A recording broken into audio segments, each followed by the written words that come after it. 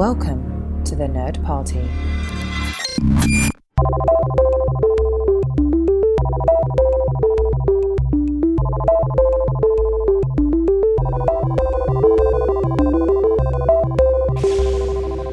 Hello, everybody. Welcome to Second Contact. This is a Lower Decks podcast. My name is Charlene Schmidt, and with me, as always, is Tristan Riddell. Tristan Riddell. We are on episode 4 of 10 already for Lower Decks. Can you believe this? It's going by way too fast.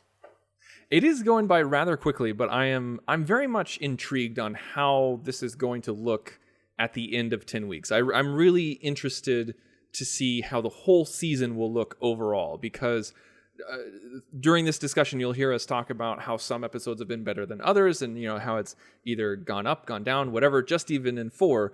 But I really, really want to see how we'll view season 1, not just episode by episode, but season 1 itself. As a whole. That is something that's been on my mind, too, because there's a fantastic quote from Greg Daniels, who you and I know as one of the folks who ran the U.S. office. And his MO for a lot of writing, as far as stories and characters are concerned, is by the end of a story, the characters should have grown about 5%. There should be about 5% change. Not too drastic, just a little bit to take them in a direction. I feel like Lower Decks is doing this really well.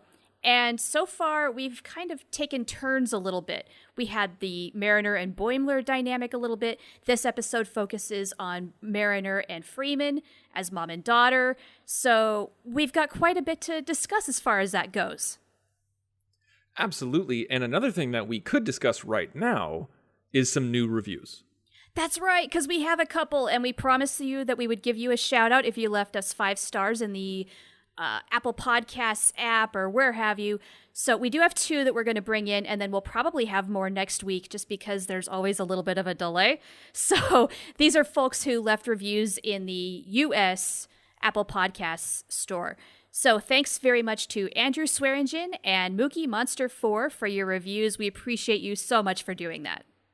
We really do, and we know that it takes some time. Sometimes it can be a hassle, but we really do appreciate you guys going into the store and giving us a review, especially a 5-star review. And also, we really would love to hear from you guys, and we want to get your emails, we want to get your tweets. So what you can do is go to thenerdparty.com/contact, select Lower Decks, fill out the form, and it'll send us an email. You can also find us on Twitter. The show Twitter account is @JoinNerdParty, and you can find us individually. I'm @TheInsaneRobin. And I'm @the Profanity. We have gotten some email as of late, so thanks to those of you who have done that. Thank you so much. Now, I am ready to get going. Since this is a commentary podcast, how about we do some commentary? Let's do some commentary. Do you have everything queued up? I do. I have everything queued up. So, folks, this is what we normally do. However you're watching it, through a web browser, your Xbox, through your Apple TV, through your phone, whatever it is, we do 3, 2, 1 play, and we cue it up to after the CBS All Access logo. Yes, you should have a black screen. It should be right before we dive into the episode. That's right. So are you ready? I am ready. All Why don't you count us down? I got my controller in front of me. Okay. 3, 2, 1, play. Boom. Here we go. So immediately, right off the bat, we're seeing another version of that vessel, of the Cerritos, like the same class.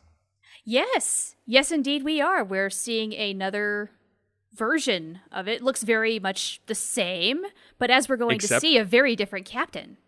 It's got that blue stripe that we heard about from McMahon in an interview. He said there's going to be a science and medical version of that ship, which would have a blue stripe. Then you have engineering, which is the yellow stripe, which is the Cerritos, and then you have a command one that'll have a red stripe. So I think that's right. Pretty cool. That's so cool. I still love that also, little touch. Shout out to the USS Illinois. There you go. That's right, because you're outside of Chicago. That's right. I'm in Northern Illinois and I'm born and raised in Central Illinois, so near and dear to my heart. And we're seeing a Tellarite captain for the first time, I want to say, since Star Trek 4.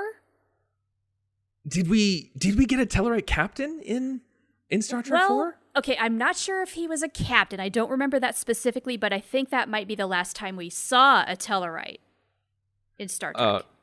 Chronologically, because we did see some Tellarites. We did see some Tellarites in Yes, and if I'm completely Enterprise. wrong, then our audience will surely let us know, and I'll correct next week.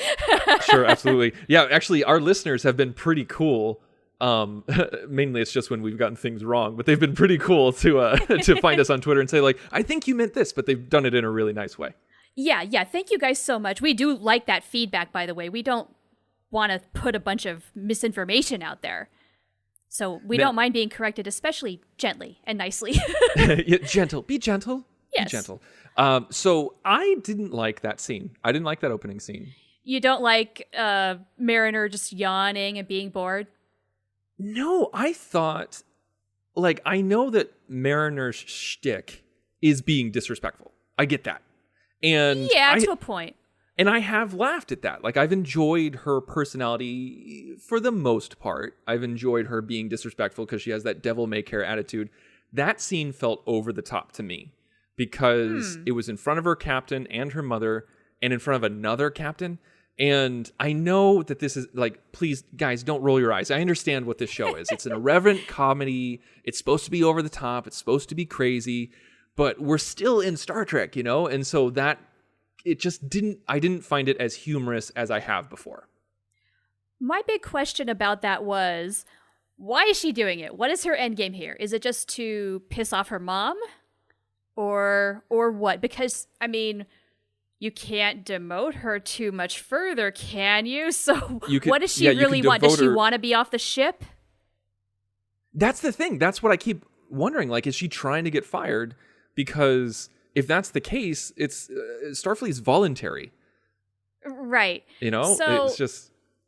That was my question. And we just saw one of my favorite things that we've seen in previews, which was the LLAP. She's sticking her tongue out. And yeah. I think my next Twitter profile picture might be something along those lines, just because. I think I've seen that a couple of times. Where it's just like, don't sarcastically give me the Vulcan salute. Yeah. So here we find out that she's just hoping that she would get reassigned, that she get transferred. I mean, doesn't she have the right to do that? I don't know. It just... Right. Why doesn't she just make that request? Or is there some reason why she can't that we don't understand? But then if that's the case, why not just say it? Yeah. I don't know. Or is she just being insubordinate for insubordination's sake? It just really, I don't understand it. I really don't understand it. No. And I'm sure that we'll find out a little bit more. As much as that is kind of like maybe a lousy setup for everything that follows, at least it's a setup for what happens here. So this right here, this is another thing that really I don't understand is, so the replicators are different? Like, yeah, what? Due to your rank? That doesn't make sense at all. I know it's just a tiny plot point, not even a plot point, but just a story point. But here's what I'm thinking. Silly to me. Well, yeah, because that kind of irked me a little bit at first. I'm like, why would that be? But then I realized maybe it's just different recipes programmed into the replicator. Because the replicator should be able to make anything. It's just the easy access. I don't know, because like he looked like he needed like an access code like at the end of the episode. It's like I feel like if Boimler really wanted something so bad, he could program it himself. It sounds like they don't have access to it. Maybe so not. Okay, here we go. Here's a weird scene that you don't normally see in Star Trek. What do you think of this scene?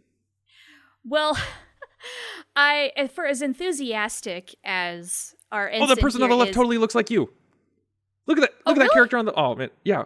Like look for her again. She totally looks like you. Okay. But you keep talking. You keep talking. Is it the red hair? Sorry. Oh, they're right there. Right there. She kind of does. She's got the red hair. You know what? I would not be in a gold shirt though.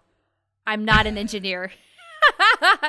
But for as much enthusiasm as our ensign here has, why in the world is she screwing this up so royally? It's all so wrong. It's all so quick. And spoiler alert, my overall thought on this whole storyline is it doesn't quite work for me. We'll get into the reasons why as we go, I'm sure. No. Yeah, this was, I love that she had to ask for room temp sand, because that's the thing. Like with a replicator, you gotta say, like, you gotta specify everything with a replicator. Tea Earl Grey hot. Yeah, that scene, it didn't really feel very human to me. You know what I mean? Yeah. And I don't know, I kind of want to think that wouldn't she be a little more prepared? Wouldn't she have done some of that research before and know to not do pretty much everything wrong that she just did? Also, okay, so holodeck waste removal. Ew. Yeah, this is one of those things. Like, it's so hard as a Star Trek fan to just go, well, just ignore it. It doesn't matter because we as Star Trek fans live off of this stuff, like the tiny minutia and the details. Totally. With that, like the joke later on, it's a crass sex joke, and that's fine. I'm not saying that it's inappropriate or shouldn't have been in there. I'm fine with it. I'm fine with it because like when the first officer, jokes about what it's actually for, right, like we all know. We all know what it's for. To me, I feel like now granted, this was all kind of our assumption. Our assumption was if you sweat or spit or whatever else in the if you excrete whatever in the holodeck, you'd think that would break it down like the replicator does, like the transporter does. Like there's ways to do that. So why would there need to be a waste removal section when it just breaks it down to its bare elements? Like if you use the toilet, it gets like on the starship, it gets recycled. So why would that be any different in the holodeck when it could just be broken down? Because like we've been told that holodeck technology, the holodeck itself, not hologram technology, holodeck technology, it's a mixture of holograms and replicator technology. So like when you're eating it, it's like you replicated it. But then we also hear a reference to like holographic wine doesn't sit well. So I don't know. It goes back and forth in the show. Anyway, that's neither here nor there. Well, this is kind of that whole Star Trek thing of what really happens. What is the actual science behind these awesome technologies? My big argument about the whole thing is it's all kind of biomatter, right? Also, there's some serious Rikering happening right now. Looking at his bicep, this is such a great detail. I love him admiring his biceps. He is the perfect love child of Kirk and Riker. He really is. Honestly. Okay, so biomatter. It should all be kind of reclamated the same way, which I think just reinforces the argument you were trying to make. Like, why is it any different? Why does it need to be in these really smelly containers where you should probably be in a biohazard suit if it's that bad? I don't know. Nevertheless, gross. So right here, she gets promoted. So these are two. She jumps 2 ranks. She goes like she skips a rank. Yeah, because like she goes from ensign to lieutenant senior grade. She has a full gold pip there. Right. So she can basically be a senior officer. Yeah, but you can be a senior officer and an ensign. Oh, that's Harry true. Kim. That's right. And Boimler is now officially the Ensign Harry Kim of Lower Decks because even Mariner is getting promoted over him. That's his worst nightmare. Her worst nightmare is getting promoted. So and yeah, I it's just kind of because enjoy that. We've seen Lieutenant Junior grades on this show. Like we in this particular episode, it's true. We've seen him. So I wonder why they. I just wonder why they did that. Because they're doing this with such exuberance.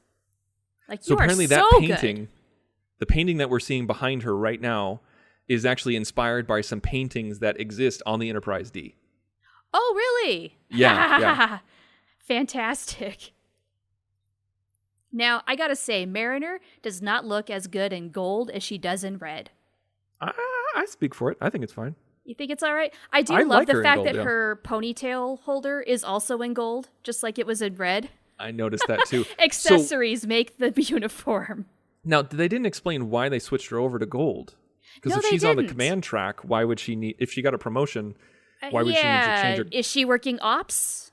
Yeah, I don't know. I don't know. I wish they had explained that. That was one of those little details I was hoping they would get into. As someone who's been to a lot of theater and one-man performances and everything like that, this one hit particularly home for me. When the guy turned over and said, "Oh, I didn't see you beam in there." Also, the endless meetings. I think we can all relate to that. And here we have the poker game. Now, is this just a Starfleet thing? Do all ships have their weekly poker game? With the visor hat included, somebody is designated to wear that? I think it's definitely a package that comes planted in the ship. Like when you get the ship, you get sheets, you get pillows, and you get a poker set. Right. So next to the plaque, after you have christened the ship, there's the poker kit for senior staff. I kind of love it. So, do you identify with, is it Tendi? Tendi, yes. Tendi. So I think this is the first time we see tacos in space. Yes, Taco Tuesday. So do you sympathize with Tendi here of like needing to be liked? Because I feel like this is a very common trait with a lot of people. I know you and I totally don't. This is a big problem that I have with this story overall, and I'll try and save a lot of it for final thoughts so we can keep the commentary rolling. But her story falls flat for me just because of my own attitudes. Okay, See, she must be an ops now. Ops. Yeah. Is ops the some kind of Lower Decks where they're going to say it so many times in every given episode? I don't know. Because we made a big deal out of that in episode 1. You know, okay, Tendi really annoying the crap out of this guy. I'm sorry, she should realize that she has royally screwed up here and needs to back off. Give him space. That is the best thing she could do right now. Now, I understand for comedic effect, she's not going to do that. However, as a real person, this is the absolute wrong thing to do. I just want to put that out. This made me laugh, though. Like when she said, like, I'll Reiki you. Like that made me laugh. That was probably gave me the biggest laugh in the episode. Yeah, Tendi is flirting dangerously close with Tilly territory. In terms of maybe being too annoying and bubbly? Too annoying, too bubbly, too in your face, too can't stop talking. I feel like she's already eclipsed Tilly in that sense in this episode. Not in others. In this one. In this episode, I think you're right. Yeah. I don't know. Tendi bothers me in this episode. I feel like this is a classic. I feel like I've seen this so many times when I was in college. When he's like all the songs are about the month he lived in Barcelona. See, now I gotta say for Freeman, she really is working this whole "I'm going to annoy the crap out of my daughter" plan. Oh yeah, she's okay. So this right here, like I've heard a lot of people say. Not a lot of people, but some people say that they've been disappointed with Freeman's captaining decisions. Really? Why? Yes. Well, like they feel like she's not a very good captain. I think she's been pretty good so far. I think the reason why is because specifically last episode where she worked everybody half to death and everything like that. And Rikerline. And Rikering. Rikering. And on the chair, no less. Wow. On the captain's chair. Yeah. But you and I talked last episode about how I feel like she redeems herself, and it's I think the reason why people are feeling this way is because it's a stark contrast to the godlike captains that we've had in the past. Yeah, exactly. And I think the big thing that makes me think, oh, she's doing just fine is the fact that she did redeem herself. She owned up to the situation that she created. Right. And I think it's great that she's an imperfect captain. And the reason why I bring this up is because Captain Durango is far worse. Oh, I mean, we're watching a hot mess in the making right now, as a matter of fact. There's a bunch of orange slop taking over the ship, permeating the hull, and, yeah, this isn't good, guys. This isn't good at all. Now, I love that Boimler chose this moment. Really, yeah, of all things. Okay, bud. Yeah. Boimler should not even try being bad. He's doing it for the right reasons, but this is not his strength. He should not do this. The force fields on the Cerritos is a little bit closer to what we saw in Discovery than what we saw on the Galaxy. Because, like, you see when something hits the force field, you see, like, that honeycomb pattern pop up. I really like that detail. It gives a little bit more dimensionality. Is that a word? Yeah, it does. To it instead of just a flat static. Right. It's a little more visually exciting and dynamic. Mm-hmm. Now, I think this scene right here that we're looking at where engineering is flooding, this is why the episode is called Moist Vessel. Yes? Now, do you think of the word moist with a negative connotation? No. I mean, I feel like I've been trying... I feel like pop culture in society is trying to get me to be grossed out by the word moist, but no.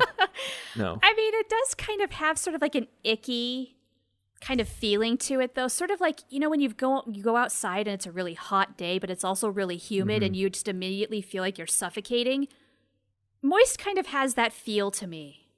I'm going to get super close to the mic and use my NPR voice. Just 1 second. Moist. I don't know if we needed that, but okay. It's just for those of you who don't mind it. And then for the rest of us, we all cringed collectively, and I'm here for you. So this guy, he was lying the entire time. This storyline was weird and and not in like a quirky way. Right, like and I then really also don't like get it. they make them like all of a sudden like they think that they're best friends, then they're about to die, and then they kiss, and then he ascends. It was just strange to me. Yeah, honestly, it makes me like Tendi less, and I definitely don't like this guy. So his whole motivation for the ascension is that he wants a thing. He wants to stand out and be unique in some way, but it's all a complete farce. That is so anti-Starfleet, I can't even. Yeah, that was incredibly strange, and like I said earlier, it didn't feel very human. That kind of thing, and because I tried to reconcile it in myself because we see it all the time in Star Trek where like some being, some alien, like their next form of evolution is ascending to pure energy. Like we see it all the time in Star Trek, and that's what they're playing on. But we've never really seen that with humans before. We've never seen anybody do that. And so that's why it felt a little strange to me, a little flat. Right. Which reminds me of the reference that Rutherford, I think, made earlier in the episode. Oh, like a Q or a traveler. Yeah. Which was a little blatant and in your face, but hey, cute nevertheless. Now, do you have flashbacks to the Genesis cave with the background of this, with the waterfalls and the steep cliff? No, I didn't think about that. No, okay, so did we Totally learn... reminded me of that. Did we learn Freeman's first name here, Carol? Or did we know that beforehand? Or I think this might be the first instance where we hear it out loud. Yeah, Carol Freeman. So Captain Carol Freeman. Yeah, Carol. Calling her mother Carol. Did you ever call your parents by their first name in a moment of anger and rage? Spitefulness? Oh, God, no. No, Neither did I. I never crossed that line. I'm pretty sure I would have been reprimanded heavily for that. Yeah. So I thought they were actually going to kill him off here. Like, I thought he was actually going to die. Yeah, I mean, would it have been any payoff, though? I actually feel like what's about to happen is about as good of a punishment as this dude's going to get. That even though I didn't like the whole Ascension storyline, the end of it I really enjoyed. I thought was funny. Like, from an objective point of view, it was just funny. Right. Yeah, everybody, well, not everybody, but he gets his wish, which ends up being his worst nightmare, which is kind of the overall theme of the episode. So, radiation from the deflector. Why on earth would the deflector emit radiation? I'm not sure. The Genesis device thing that they're towing, perhaps? Over the past 20 years, the deflector has turned into the tricorder. It's the plot device. It can do whatever you need it to do. Exactly. It really has, though. So here's my question is, on the Cerritos, I know that they weren't infected by this thing as quickly as the other ship, but a little bit of gas clears everything up just fine. But meanwhile, the Tellarite ship is just completely just destroyed and irreparable. And I guess they were too far gone. Maybe they waited just that much longer. I don't know. It seems a little implausible to me, but okay. And then I think also, it was just trying to show consequences, yeah. Again, we have gas saving the day on the ship. This is 2 for 4 now, and I'm hoping that's right. It's not always this easy, Oh, man. Like, this is... See, like, I was like, why is this going so long? I was expecting any moment for him to pull out his tongue, because he is everywhere. Right. Oh, and then, like, the universe is balanced on the back of a giant koala. The koala thing. What the hell? See, this is what made it funny to me because it became so absurd. Like, that's just objectively funny. Even if I didn't like the storyline, even really the episode. The boots, however, more resilient than the uniform because they get to stay. Apparently. Now, I gotta say though, terraforming on the ship it's a beautiful landscape. It's done a very nice job. So this solution was classic Star Trek. I mean, like, this was very much like, oh, we just need to inverse the polarization beam and then emit the gas. Right? We're going to tech the tech here. All good. Yes, I do really enjoy seeing Mariner and Freeman working together. We've had little peeks at their dynamic, but here they're really forced to work together. I am looking forward to so much more of that. I really am. Mm-hmm. Okay. And are they blowing blowers. it here? What are they doing? Like, I don't know. know. What is that going to do? I'm really disappointed. If that's a leaf blower in the 24th century, those things survived? Why? It's a 24th century leaf blower, so it must do something better. It gets rid of globbity glue, apparently. There you go. Yes. Oh, also, we totally missed the Abraham Lincoln reference, which I really appreciated. Oh, I missed that.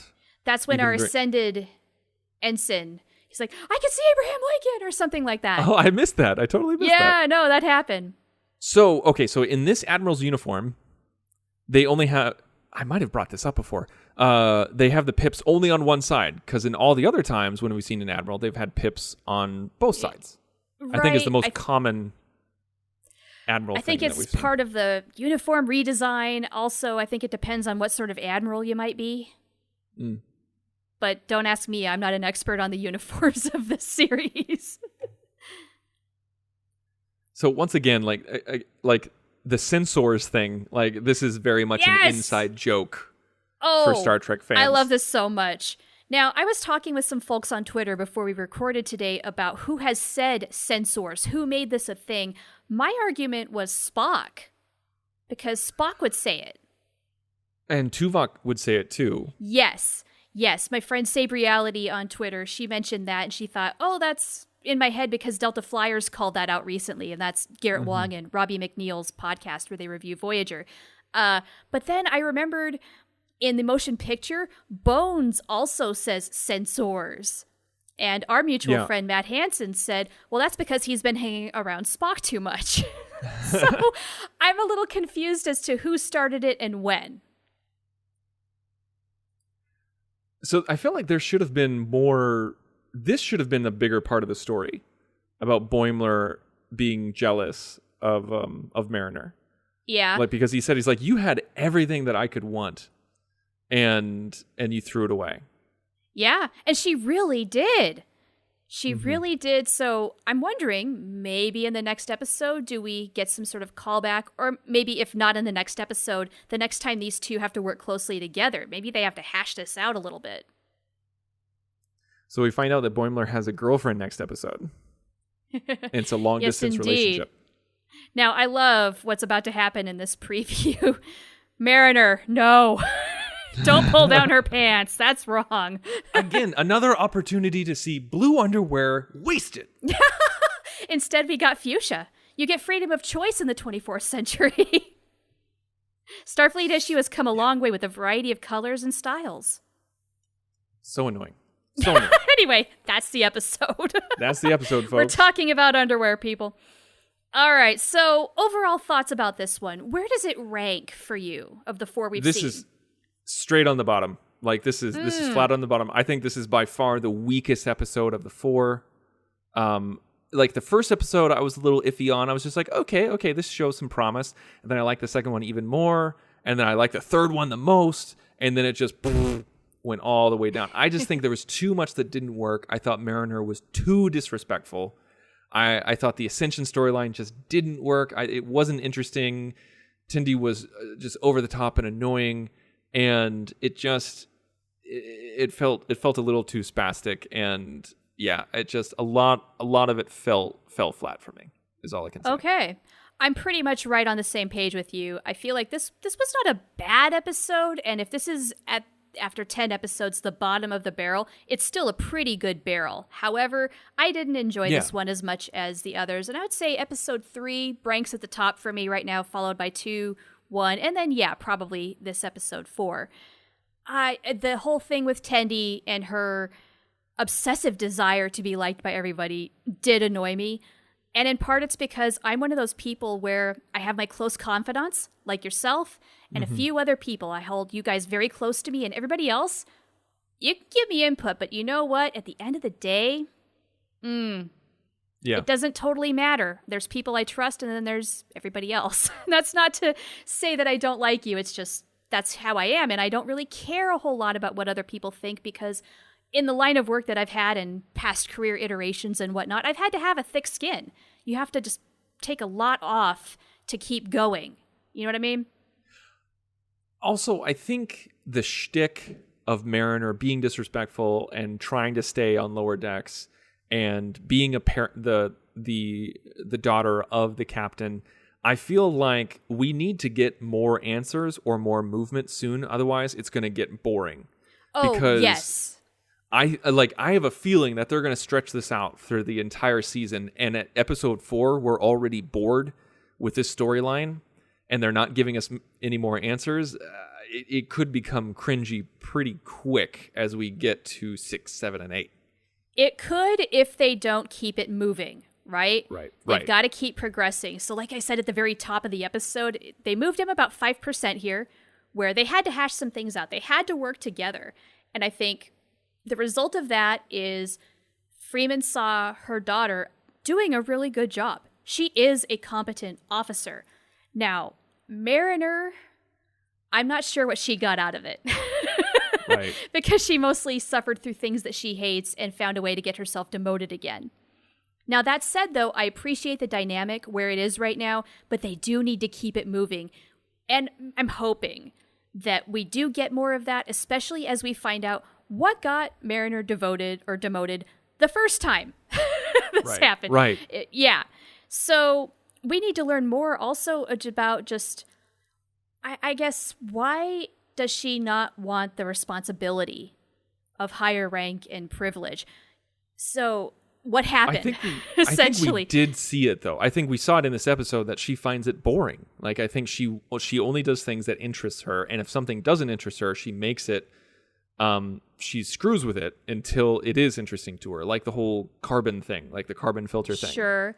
I suppose in that sense, like she's a big fish in the smaller pond, right? She knows how to play that game. So when it comes to bigger gravity of responsibility, she maybe just hasn't found what does interest her in that sort of realm, perhaps. Yeah. Maybe she hasn't found her specific area of focus or something like that, hasn't found the way to twist it in a positive light, or she just flat out hates responsibility, which I got to admit, I kind of understand on a certain level because that can weigh heavily on you as a person and suck the fun right out of it, out of your job. So she might have, the first time she got promoted, in her previous assignments, maybe she thought, oh, this is great, I'm on my way up and what have you. And then something happened and she probably faced some horrible consequences. Maybe people died and realized, oh, this is not fun anymore, not in the least. We'll have to wait and see. Unfortunately, yes, because we didn't get any further information on that in this episode. So I appreciated the dynamic with Freeman and Mariner. I also enjoyed what little we did get of Boimler and Mariner. And I agree, we should have had more of that. I love those two. They're like a brother and sister duo to me. They rock. And it'll be interesting next week to see what kind of dynamic that Boimler and Mariner have, because are they going to go the concerned friend route? Are they going to go the concerned sister route? Are they going to go with the jealous friend, the jealous potential romantic partner angle? Like, which way are they going to go? We don't know. It's true. Honestly, I have no idea where they're going to go with that. Yeah, because there's definitely going to be something. There's definitely going to be something like that we see there. What's wrong in this picture? I agree. By putting in a girlfriend now in the next episode, we are going to find out what exactly that dynamic is, right? Between these two. So I'm very much looking forward to next week. Me too. I'm here for it. I'm ready to find out. Let's see what sort of shenanigans ensue. All right. Well, that's our episode, folks. Thank you so much for listening. As we talked about earlier in the show, go to thenerdparty.com for all of our back episodes and all of our other shows. We got other Star Trek shows on the network. We got Star Wars shows. We got Harry Potter. We got Babylon 5. We've got Doctor Who. We've got movies, TV, everything that you possibly want. Lots of great stuff at thenerdparty.com. And we also have a master feed. If you listen to all of our stuff, go to iTunes or wherever you listen to podcasts and search the Nerd Party master feed, and you'll see every single episode ever pushed out in that one subscription. Awesome. All right, everybody. Well, until next week, we've got some terraforming to get rid of. Join the revolution. Join the Nerd Party.